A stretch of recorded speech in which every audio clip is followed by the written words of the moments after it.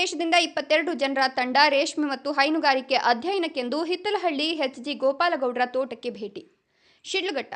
Switzerland ದೇಶವು ಹೈನುಗಾರಿಕೆಯಲ್ಲಿ ವಿಶ್ವದಲ್ಲಿಯೇ ಬಹಳ ಪ್ರಸಿದ್ಧವಾಗಿದೆ. ಅವರಿಲ್ಲಿ ರೇಷ್ಮೆ ಮತ್ತು ಹಸು ಸಾಕಾಣಿಕೆಯ ಬಗ್ಗೆ ಅಧ್ಯಯನ ಕೈಗೊಂಡು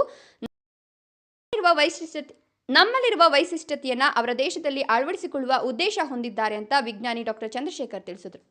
ತಾಲೂಕಿನ ಹಿತ್ತಲಹಳ್ಳಿಯ ಪ್ರಗತಿಪರ ರೇಷ್ಮೆ ಕೃಷಿಕ ಎಚ್.ಜಿ. ಗೋಪಾಲಗೌಡ ಅವರ ಹಿಪ್ಪುನೇರಳೆ ತೋಟ ಮತ್ತು ರೇಷ್ಮೆ ಹುಳು ಸಾಕಾಣಿಕಾ ಕೇಂದ್ರ, ನಾರಾಯಣಪ್ಪ ಅವರ ರೇಷ್ಮೆ ನೂಲು ಬಿಚ್ಚಾಣಿಕೆ ಕೇಂದ್ರ, ರೇಷ್ಮೆ ಗೂಡಿನ ಮಾರುಕಟ್ಟೆ, ಮಧು ಅವರ ಸ್ವಯಂಚಾಲಿತ ರೀಲಿಂಗ್ ಘಟಕಕ್ಕೆ ಭೇಟಿ ನೀಡಿ ರೇಷ್ಮೆ ಬೆಳೆಯುವ ರೀತಿ, ವಿವಿಧ ಹಂತಗಳು, ಮಾರುಕಟ್ಟೆ ವ್ಯವಸ್ಥೆ, ನೂಲು ಬಿಚ್ಚಾಣಿಕೆ, ಅದಕ್ಕೂ ಹೈನುಗಾರಿಕೆಗೂ ಇರುವ ಸಂಬಂಧಗಳ ಕುರಿತು ಜಿಕೆವಿಕೆ ರೇಷ್ಮೆ ಕೃಷಿ ವಿಭಾಗದ ವಿಜ್ಞಾನಿ ಡಾಕ್ಟರ್ ಚಂದ್ರಶೇಖರ್ ನೇತೃತ್ವದಲ್ಲಿ ಆಗಮಿಸಿದ ಸ್ವಿಟ್ಜರ್ಲೆಂಡ್ ದೇಶದ ತಂಡದಲ್ಲಿ ವಿಜ್ಞಾನಿಗಳು, ರೈತರು, ಉದ್ಯಮಿಗಳು ಹಾಗೂ ಇತರ ತಂತ್ರಜ್ಞರು ಮಾಹಿತಿ ಪಡೆದರು. ಈ ಸಂದರ್ಭದಲ್ಲಿ ಮಾತನಾಡಿದ ಹಿತ್ತಲಹಳ್ಳಿಯ ಪ್ರಗತಿಪರ ರೇಷ್ಮೆ ಕೃಷಿಕ ಎಚ್.ಜಿ. ಗೋಪಾಲಗೌಡ ಅವರು, ಸ್ವಿಟ್ಜರ್ಲೆಂಡ್ ದೇಶದ ಪ್ರತಿನಿಧಿಗಳು ನಮ್ಮ ರೇಷ್ಮೆ ಬೆಳೆಯನ್ನು ಬಂದು ವೀಕ್ಷಣೆ ಮಾಡಿ ಬಹಳಷ್ಟು ವಿವರಗಳನ್ನು ಆಸಕ್ತಿಯಿಂದ ಕೇಳಿ ತಿಳಿದುಕೊಂಡರು. ಅವರು ನಮ್ಮ ಸಾವಯವ ಕೃಷಿ ಪದ್ಧತಿಯ ಬಗ್ಗೆ ಮೆಚ್ಚುಗೆ ವ್ಯಕ್ತಪಡಿಸಿದರು ಅಂತ ಹೇಳಿದರು. ಸ್ವಿಟ್ಜರ್ಲೆಂಡ್ ದೇಶದಿಂದ 22 ಜನರ ತಂಡ ರೇಷ್ಮೆ ಮತ್ತು ಹೈನುಗಾರಿಕೆ ಅಧ್ಯಯನಕ್ಕೆಂದು ಶಿಡ್ಲಘಟ್ಟ ತಾಲೂಕಿನ ಹಿತ್ತಲಹಳ್ಳಿಯ ಪ್ರಗತಿಪರ ರೇಷ್ಮೆ ಕೃಷಿಕ ಎಚ್.ಜಿ. ಗೋಪಾಲಗೌಡ ಅವರ ಹಿಪ್ಪುನೇರಳೆ ತೋಟ ಮತ್ತು ರೇಷ್ಮೆ ಹುಳು ಸಾಕಾಣಿಕಾ ಕೇಂದ್ರಕ್ಕೆ ಭೇಟಿ ನೀಡಿದರು. ಈ ಸಂದರ್ಭದಲ್ಲಿ ರೇಷ್ಮೆ ಬೆಳೆಗಾರರಾದ ಬೋದಗೂರು ವೆಂಕಟಸ್ವಾಮಿ ರೆಡ್ಡಿ, ಹಿತ್ತಲಹಳ್ಳಿ ಕೆ. ಸುರೇಶ್, ಬೂದಾಳ ರಾಮಾಂಜಿನಪ್ಪ, ಮಳ್ಳೂರು ಗೋಪಾಲಪ್ಪ, ಮುತ್ತೂರು ನಾರಾಯಣಸ್ವಾಮಿ, ಕಾಚಹಳ್ಳಿ ಶೈಲಮ್ಮ, ಮಳ್ಳೂರು ಸುಮಾ, ಸುಜಾತ, ಪ್ರಕಾಶ್ ಹಾಗೂ ಮುಂತಾದವರು ಹಾಗೂ ಗ್ರಾಮಸ್ಥರು ಹಾಜರಿದ್ದರು. ವರದಿ ಸೊರಕಾಯಲಹಳ್ಳಿ ನವೀನ್ ಕುಮಾರ್ ಎಸ್.ಎಲ್. ಕಾರ್ಯನಿರ್ವಹಿಸ್ತಾ ಇದ್ದೇನೆ. ಈ ದಿವಸ ಸ್ವಿಟ್ಜರ್ಲ್ಯಾಂಡಿಂದ ಸುಮಾರು 22 ಜನ ಡೆಲಿಗೇಟ್ಸ್, ಬೇರೆ ಬೇರೆ ಅವರು ಸೈಂಟಿಸ್ಟು ಹಾಗೂ ಬೇರೆ ಬೇರೆ ಒಂದು ಉದ್ಯೋಗಗಳನ್ನು ಸ್ವಿಟ್ಜರ್ಲ್ಯಾಂಡ್ನಲ್ಲಿ ಮಾಡ್ತಿರ್ತಕ್ಕಂಥವರು ನಮ್ಮ ಈ ಕರ್ನಾಟಕಕ್ಕೆ ರೇಷ್ಮೆ ಕೃಷಿ ಮತ್ತು ಹಾಲು ಉತ್ಪಾದನೆ ಬಗ್ಗೆ ಮಾಹಿತಿನ ತಿಳ್ಕೊಂಡು ಹೋಗೋದಕ್ಕೆ ಬಂದಿದ್ದಾರೆ.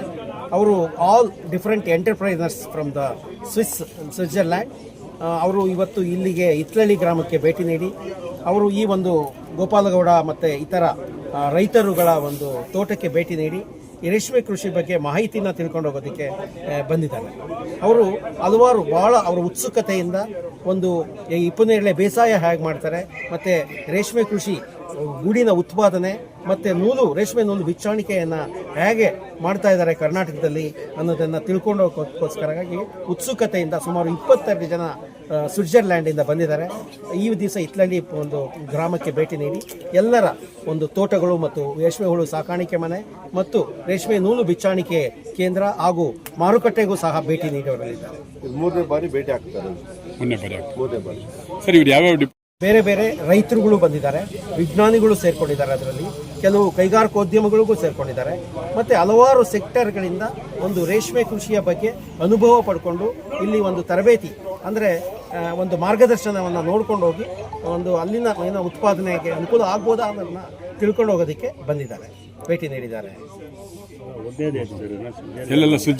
ಕೃಷಿ ವಿಜ್ಞಾನ ಕೇಂದ್ರ ಬೆಂಗಳೂರು ವತಿಯಿಂದ ಡಾಕ್ಟರ್ ಚಂದ್ರಶೇಖರ್ ಅವರ ನೇತೃತ್ವದಲ್ಲಿ ಸ್ವಿಟ್ಜರ್ಲೆಂಡ್ ದೇಶದಿಂದ 22 ಜನ ಡೆಲಿಗೇಟ್ಸ್, ರೈತರು ಮತ್ತು ವಿಜ್ಞಾನಿಗಳು ಒಂದು ಇಂಡಿಯಾಗೆ ಬಂದು ಕರ್ನಾಟಕದ ಶಿಡ್ಲಘಟ್ಟ ತಾಲೂಕು ಹಿತ್ತಲಹಳ್ಳಿಗೆ ಇವತ್ತು ಭೇಟಿ ಕೊಟ್ಟಿದ್ದಾರೆ. ನಮ್ಮ ತೋಟದಲ್ಲಿ ಇವತ್ತು ವಿವರವಾದ ಒಂದು ಮಾಹಿತಿಯನ್ನು ಪಡೆದಿದ್ದಾರೆ. ರೇಷ್ಮೆ ಬೆಳೆ ಬಗ್ಗೆ, ಅದು ಗೂಡು ಬಗ್ಗೆ, ಮಣ್ಣಿನ ಬಗ್ಗೆ, ಹನಿ ನೀರಾವರಿ ಬಗ್ಗೆ, ಮೌಂಟೇನ್ ಹಾಲ್ ಬಗ್ಗೆ ಮತ್ತು ಇತರೆ ಹಸು, ಎಮ್ಮೆ, ಕುರಿ, ಮೇಕೆ, ಕೋಳಿ, ಜೇನು, ಮೀನು ಯಾವ ರೀತಿ ಸಾಕ್ತಿದ್ದೀವಿ ಅನ್ನೋದಾಗ್ಬೋದು, ಅಥವಾ ಸಮಗ್ರ ಕೃಷಿಯಿಂದ ಒಂದು 40-50 ಬೆಳೆ ಇಟ್ಟಿದ್ದೀವಿ ಅದನ್ನು ಕೂಡ ನೋಡಿ ಅವರು ಒಂದು ವಿಚಲಿತರಾಗಿದ್ದಾರೆ. ಬಹುಶಃ ನಮಗೆ ಹೊರದೇಶದಿಂದ ನಮ್ಮ ತೋಟಕ್ಕೆ ಬಂದು ಇವತ್ತು ನಮ್ಮ ಒಂದು ತೋಟದಲ್ಲಿ ಮಾಹಿತಿ ಪಡೆದ್ರಿಂದ ನನಗೆ ಸಂತೋಷ ಆಗ್ತಾ ಇದೆ.